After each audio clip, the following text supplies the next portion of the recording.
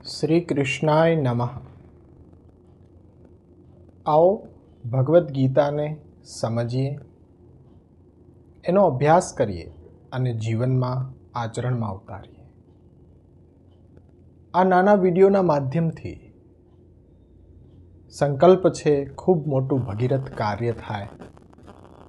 પ્રયત્ન ભલે અથાગ કરવો પડે, પરંતુ આવનારો સમય વૈદિક સનાતન ભારતીય સંસ્કૃતિ આપણી પરંપરાને વધારે સુદૃઢ કરે, તેના માટે આપ સૌ પણ બાળકો, આપણા યુવાનોને આ વિડીયો બતાડો।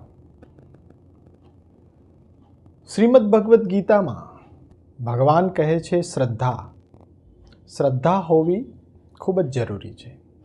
શ્રદ્ધા વિનાનો સાધક તો વિનાશ પામે। શ્રદ્ધા પણ આપણા સ્વભાવ પ્રમાણે, આપણી પ્રકૃતિ પ્રમાણે અનેક પ્રકારની હોય છે।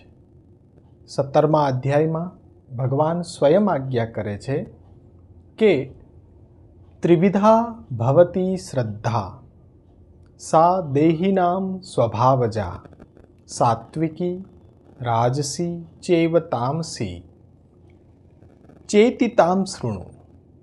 મનુષ્યના સ્વભાવ આધારિત એ શ્રદ્ધા ઘડાતી હોય છે। પ્રકૃતિના 3 ગુણો સાત્વિક, રાજસ અને તામસ, એ પ્રમાણે શ્રદ્ધાના પણ 3 ભેદો સાત્વિક, રાજસ અને તામસ। તો શ્રદ્ધા એ આપણા માટે આધ્યાત્મિક સ્તર ઉપર આપણા હૃદયનો ભાવ છે। એક કદમ अपनी संस्कृति की ओर।